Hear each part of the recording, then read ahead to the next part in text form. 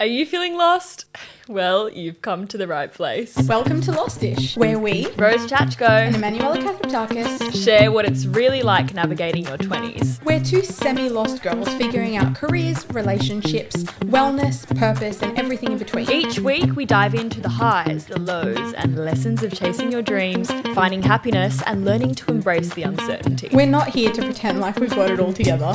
We're simply just figuring it out with you. Hello and welcome back To the Lostish podcast. Today we've got a bit of a unique episode, which we hope will be a little bit of a fun one to sort of break up the longer, more advice episodes that we've been putting out recently. So we thought we would do a little rapid fire get to know each other where we've listed out about 15 questions and we're just going to ask each other. They're not the normal questions. They're a bit more, some of them are normal, some of them are in depth, but we hope it would just be a little funny break. Yeah, a funny break from like talking about some serious stuff. And I think whenever I listen to a podcast, I want to know about the person and I want to know their story. And this is not so much our life story because we could be sitting here for the next decade talking about that. But yeah, like Emanuela said, it's rapid fire and we haven't pre-planned any of these answers. We literally got these questions online off ChatGPT being like, give us some get to know you questions. It gave them to us. Screenshotted them and now we're going at it so that you guys can find out a little bit more about us. Exactly. In a funny manner. All right, shall we get started? All right, Rose is reading out the questions. I'm reading out the questions. And then I'm going to answer and then she's going to answer. Go. All right. Question number 1. Something people misunderstand about you. Ooh, okay. I think people initially when they meet me, because I'm an introverted extrovert, but I'm introverted at the beginning until I know someone. So I think a lot of people would think I was boring. Wow. Before they actually get to know me because I don't talk much unless I reciprocate energy. Yeah. So if someone is talking to me, I'll talk back to you. If you're not talking to me, I'm not going to talk to you. Yeah, no, I kind of feel that as well. Yeah. Like I think something people misunderstand about me is people think I'm very outgoing. People think I'm very bubbly and confident. When little do they know, I overthink everything that I say, and I struggle with crippling anxiety. And people are like, how are you so confident in life? Like, fake it till you make it, I guess, because your girl is a massive overthinker. Question number 2. Am I saying it? You're saying it. First ever heartbreak. Oh, my first ever heartbreak, God, was actually my last heartbreak. It was my first ever relationship, my first love, my first partner, who I'm obviously no longer with, but we're not going to be wasting any time talking about that. What was your first ever heartbreak? I can't say I've actually ever been heartbroken. Wow. Like I've been upset, but like I've never experienced what you've experienced. Yeah, and I'm very fortunate for that. But I can't say I've never been heartbroken. Anyways, heartbreak sucks, guys, but bloody hell, it makes you grow so much as a person and realize your worth. Anyway, next. One thing you secretly love physical and personality-wise about yourself. Okay, I think physically, initially I used to hate this about myself, but I actually really like my height. I used to hate it. And then once I started getting into modeling a little bit, I was like, oh, I kind of wish I was a little bit taller even. So I've started taking advantage of that a lot now and I really, really like my height. I feel like it just comes across a bit more confident. I like the clothes I can wear because Dude, I thought you were going to say your eyebrows because you have the most beautiful eyebrows I have ever seen in my life. I think always that's what so other people slick. would say about me, but I don't know. I'm appreciating them more now, but I definitely wouldn't say that that's one of my favorite things. I like my eyes. Yeah, you got I like my eye color. Beautiful eyes. Personality-wise, I'm not saying this to hype me up, but I genuinely think I'm a very genuine person. I don't do things maliciously. I really just I like to I see the best in people. You could dog me and I'll be like, oh, but maybe there was a reason for it. You play devil's advocate. Yes. Yeah.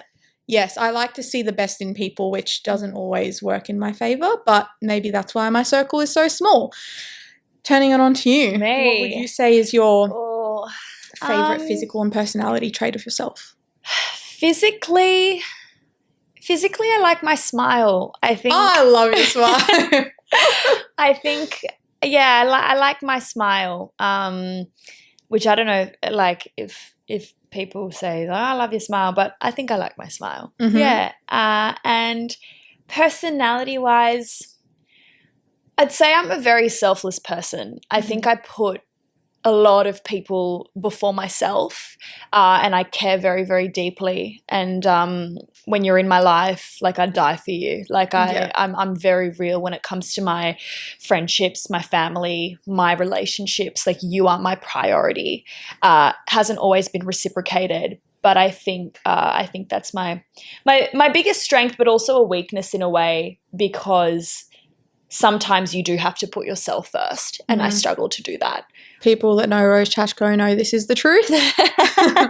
Hey, what role do you play in a group of friends? The mother. Wow. I'm the mum. Yeah, I feel that. You're like my mum. Yeah. You're literally like my mum, but in the best way possible. Like you keep me in you? check. I'm the therapist. Oh, dude, I'm such a therapist. Like all my friends come to me for advice and I'm on the phone to them for like hours and hours and hours. And I love being the therapist. Don't get me wrong. I love it. Like I am so one to listen. I'm so one to help. Like I love it. Actually, like had this thought. I was like, maybe I should do a psychology degree. But I was like, no. I love acting way too much. So no. Yep. Next, favorite country that you have visited? Mine? Yeah. Oh, I have visited. I've been very fortunate enough to visit a lot of countries. But you know what? Like one I visited last year has just stuck with me, and it's New Zealand. I really want to go. I loved New phenomenal. Zealand, especially the South Island, the South part. I was just like mesmerized by its beauty. I think it's actually quite an underrated country, and it's not very far from Australia. It's like a 3-hour flight. Yeah, but it is magnificent. I felt so alive. Yours, what's your favourite country? Okay, well, other than Greece, because it would be biased to say that, but it genuinely is my favourite country in the world, I would say Fiji. Yeah, Fiji. I absolutely loved Fiji. I felt like I was at home for a week when I was there. Like, yeah, not going to harp on it, but people that know I loved it more than you could ever imagine. Yeah. Nationality. Where are you from, girl? Well, I think I just covered it. I'm Greek, born in Australia, but I'm fully Greek through and through. Yes, loud and proud. You? I was born in Australia, but my background is Ukrainian. So I can speak fluent Russian, but parentals are from Ukraine, loud and proud as well. Yep. So full European through and through. European. Okay, drink of choice. Okay, we're talking alcoholic drinks now. Let's do both. Okay, go. Alcoholic and non-alcoholic. Neither of us are really drinkers. No. We'll just say that. But if we were to pick, okay, non-alcoholic drink, I would go coconut water, because I just love coconut water so much. Or matcha. I love specifically strawberry matcha. Yum. Or alcoholic, I'll go a pina colada. Okay, if Cocktail. I was to go alcoholic, it would need to be something where I literally cannot taste the alcohol. So I would say something with Malibu rum, so sort of like a pina colada or like a vodka apple. If not, I literally don't drink anything else. Like I'll drink tea, I'll drink juice, I'll drink smoothies, but I'd say water all the way. Oh, tea, like I'm such a tea girl. All the way. God. Anyway, okay, celebrity crush. Who's your celebrity crush? Sporticus from Lazy Oh. You're not even a celebrity. I honestly don't have one. I don't think I have one. You don't have one? No. Like, I don't watch enough movies and shows to be like, oh, yeah, celebrity crush. Oh. No, I actually don't have one. I'd say, like, if I had to pick one, maybe like old Leonardo DiCaprio or something. Yeah, before he turned into a little bit problematic. Sorry. No. I'd definitely say like, Harry Styles from a young age. Really? Yeah. Did you not know that? No. I was obsessed with Harry Styles. I had photos of him in my bloody room, and I think I have a plush toy of him as well, and I'd sleep with it every night. It was actually bad. Like I was a hard directioner. Or like a young Brad Pitt. Yeah, I do like a young Brad Pitt. Okay. It's beautiful. Okay. Honest first impressions of each other. Oh, okay. My first impression of you, I think we ran over this in the last episode, but I'd say I thought you were stunning, first of all. I was like, this girl is a beauty of a person. But I think first impression of you was how smiley you were. You would just smile all the time. You were you looked like you were so excited to make friends. Like you were so smiley. Oh, that's so kind. I'd say first impression, without even speaking to you, that's what I would have said. Go. Well, my first impression of you, I obviously thought you were gorgeous. Like, I was like, whoa, who is this European goddess? To be honest, I thought you were quite quiet. I was. Like you said, I think you were like, you're an extroverted introvert, and until I actually got to know you is when your personality shone through. It probably doesn't show in this podcast, but unless it's gotten a bit better now. I think people would disagree now, but in general, especially at the right age of 18, I was a shell of a human. Yeah, I thought you were really shy, but then once I got to know you, I was like, you're actually one of the best people I've ever met in my life. So, this podcast is literally us just hyping each other up. I know. I kind of love it. All right, one thing each other has taught us without even trying. Dude, you have taught me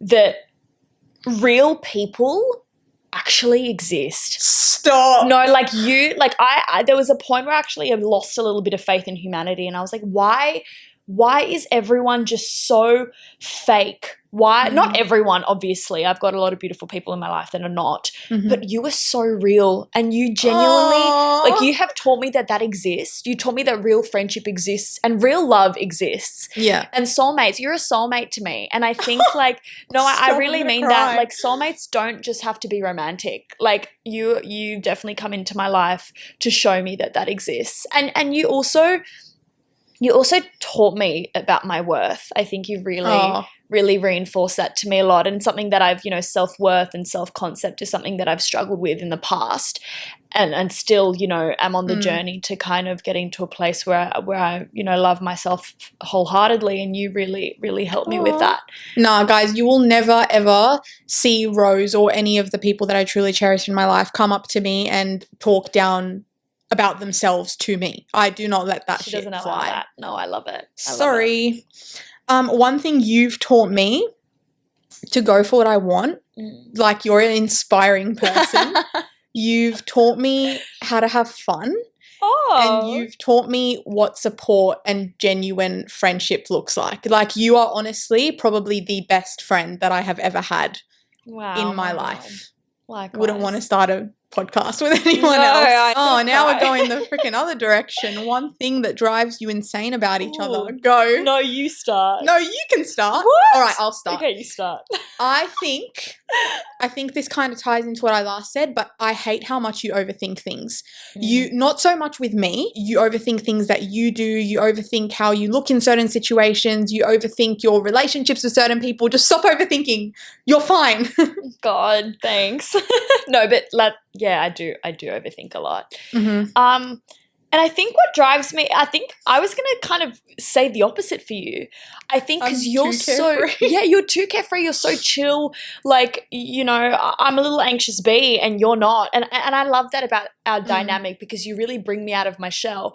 But I sometimes I think to myself, I'm like, oh my God, why are you so carefree about this situation? Like, oh my God, last episode when our podcast wasn't recording, so we were recording our podcast, and we actually weren't, but I thought we were, and we got through a half an hour of content without actually pressing record. I was about to cry, and I was like, oh my God, no, and you were like, babe, it's chill. Like, we'll just refilm it. And I was like, who cares? How are you so carefree She about was about to start crying. I was like, bro, we just rebook and come back. Yeah. Like, it's not a big deal. Yeah, so that kind of annoys me, but I'm like that, so I love you can though. Suck it up. Yeah. Okay. Biggest role model. My biggest role model. Okay, I say I'd have 4. Okay. So, my parents, my boyfriend, and you.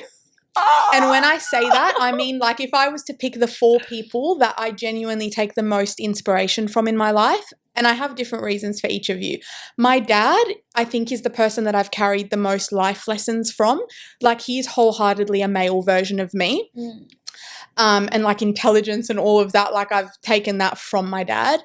My mum, I'd say, has shown me strength. She showed me what unconditional love looks like. Like, if you know my mum, she loves her kids more than anything in the world, and she shows it to herself, to others, to everyone, and also just kindness and generosity.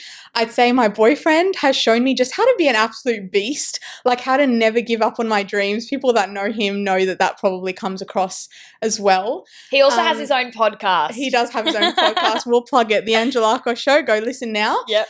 And also just like, honestly, he's shown me love in my highest highs and my lowest lows as well, which is very important and very rare to find, especially at such a young age, because I met him when I was 18. But yeah, I'd say more than anything, it's like never give up on your dreams, dedication, go, go, go. Like he's very much like that. And then I'd say you just, again, like what I repeated when I was speaking about you before, just raw, real friendship, how to not care, how to unapologetically be myself, how to not care what people are thinking. Like, I don't feel like I have to be judgmental. I don't feel judged, sorry, around you. Yeah. And just like, yeah, true support. Like, you're such a genuine person. You are. Stop. You are. Oh my God. That's my answer. Awesome. Now go on. What's your biggest For role me, model? Like mine is very similar. I definitely say my family. Mm-hmm. And I could, like for me, my family stems way beyond my parents. My parents are incredible and they raised me to be the person I am today. Mm-hmm. But my grandparents, my aunties, my uncles who have been through so much in their life, I genuinely look up to them and I go, wow, like you have worked so hard to give me the life that I now have. You've taught me resilience. You've taught me trust. You've taught me love. Yeah, I'm just like I think about it and I get emotional because I just really, really love and cherish my family, my parents, my mum, my dad, my grandma, my grandpa, auntie, uncles, like cousins, like yeah, that's family. And then I go into my friends and you.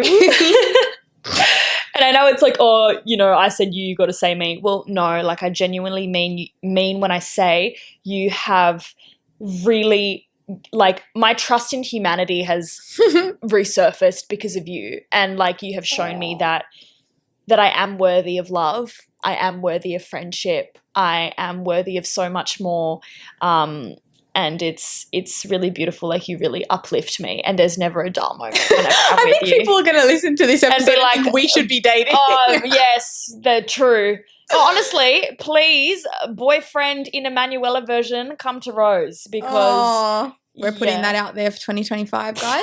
Next question. What's your biggest fear? Okay, hearing bad news. My biggest fear is for someone to give me a phone call and it's something about my family, something about a sickness, something about an incident. Yeah. I don't care about claustrophobia, darkness, ocean, spiders, none of that. The moment I get a phone call or hear something, my heart's sunk. Yeah. I'm the other very side. much so like very similar. Absolutely not. What would you say your biggest fear is? Well, I was going to say I've got the biggest fear of death, but like by a loved one. Like I cannot fathom, honestly, and I know it's a part of life, but anyone in my life, in my family who's closest to me, just like not being there. And the thought of that freaks me out a lot. Also, one of my other biggest ones is not fulfilling my dream. I thought you were about to say fear of failure. And not so much in the sense of like, to be honest, like failure is a beautiful thing because it shows you resilience and you can pick yourself back up and not give up. You only fail if you give up, really. But yeah, I guess my fear is not accomplishing my dream and not getting to where I want to be in life. And I think about that a lot. I think about that a lot. But I also have very much trust in the journey I'm on and in destiny and in the universe. Very spiritual, as you can tell. I think before we go on to the last question, let's just chuck in some more random ones. Random. Go. Favorite season? Summer. I'd probably say the same. Yeah. But then I also love winter. Oh, no, you could not catch me. I would say summer or spring. Okay, summer and spring. Favorite artist? Like singer? Singer. I have, oh my God, you put me on the spot. I mean, at the moment, it's who we both love, who is Tate McRae. She is the mascot of our podcast. Yeah. We love Tate McRae. I've been a hardcore Khaled fan. Khalid. He calls himself. But I grew up overseas in Dubai, so everyone used to call him Khalid there. True. But yeah, Khalid, I've loved him. The Nothing Feels Bad. No, I do. If we're going more classic, Amy Winehouse is one of my favorite artists. Yeah, I love a little bit of Amy. You can tell you're a theatre kid, hey? Yeah, you can absolutely tell I'm a theatre kid. Okay, let me ask you, favorite clothing item? Actually, better question. Dressing up or dressing down? Being comfy? Like being in loungewear? Okay. I would say dressing up is I love dressing up. Yeah. But I don't do it very often. I think that's why I love it. I think if my job included dressing up on a daily basis, I would hate it. But I love every couple months, dressing up and doing my own thing and getting all pretty. But on the daily, I guess dressing down. What about you? Yeah. Actually, no. I love dressing up. Yeah. And when I say I love dressing up, it's the process. It's the getting all your girlfriends together or your mates and you just doing Only your makeup. Yeah. And it's the music's pumping, you're drinking a little champagne, your lemon sodas. It's so fun. It's a vibe. And no one will ever understand the feeling of having that girlhood. Playing the Tate McRae in the background. Playing Miss Possessive in the background and feeling like you're hot shit is really fun. What about your favorite food? Oh, cuisine. Okay, if I had to rank them, I love Italian. Yeah. I love Japanese and I love Greek. That's my top 3. Yeah. Cuisine. No particular order. It depends on what I'm feeling that day, but those are my top 3. Mine would be Italian, Japanese, and Thai. Oh. Pad Thai, Pad See Ew, laksa, yum. Beaut. Give me some. Should we go on to our last question? Yeah, let's go on to our last question and wrap it up. One piece of advice you'd give to anyone listening. Okay, so I think I have a lot of advice that's specific to different sort of things that we're going to cover in different episodes, like specific advice for friendships, specific advice for relationships, specific advice for, whatever it may be. But I think as a general quote that I've just lived by is everything that you lose in life is to make space for something greater or something better. That's always been something that I try to think. If someone comes up to me and says that something's going wrong in their life, I'm like, yeah, but it'll be fine. Literally what Rose was saying before, I'm like, yeah, but there's solutions. Nothing good will ever come from stressing about something that you don't have control over. Or even if you do have control over it, who cares? It's not that serious. Rejection is redirection. Is that what you're kind of saying? Yes, that's what I'm trying to say. Just because it doesn't come to you right now or just because you feel like you've lost something so big in your life, I promise you it's just to make space for something better, even if that means healing. In the sense of say that big loss in your life was losing someone, for example. Well, you'll find beauty in it eventually. Yeah. And I think that's why I've never experienced, touch wood, any mental health issues, because I've always from a very young age had that mindset of things will be okay.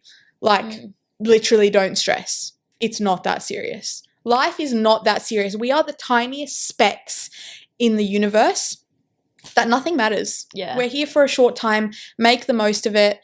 Work hard and everything will be fine. This might sound super cliche or generic, but you know what? I always go back to this, is that everything happens for a reason. And I wholeheartedly believe in that. Even if it's something really bad, it's either a learning thing or it wasn't meant to be, everything truly happens for a reason. And, whether it's you didn't get your dream job, or whether it's you, for me, I didn't get the role that I wanted to get, or heartbreak, the person is not your person, or even losing a friend, or I really think, and that goes on to rejection is redirection as well. I was going to say it's our points balance each other very, off. very much so.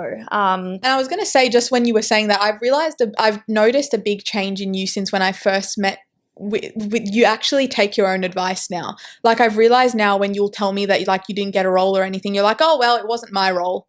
Yeah, and I'm very proud of you for that, because at the beginning it was not like that. You were like, why did this happen to me? It's happened 4 or 5 bad things have happened now. Why? What's meant to be will be. Yeah. It really will. Everyone's time will come. Everyone's time will come. Trust the journey that you're on. And there's no rush. Don't rush. It's okay. You don't need to know everything right now. You don't need to be where you want to be in 50 years. Just be present. Don't rush. It's all right to think ahead, but not to the point where it stresses you out and then, no. We don't condone that on this podcast. No, we don't. We don't. We're here to Only be positive lost vibes. Okay, that well, I concludes. think we're going to wrap it up there. We're going to wrap it up there, guys. And eventually, I'm sure we'll be doing more of these because there's hundreds, thousands of questions we could come up with. And at some point, we'll get you guys to be asking us questions as well once we start slowly establish the pod. Anyway, we love and appreciate each and every person listening to this. It's been a journey, and we'll see you in the next episode. We'll see you in the next episode.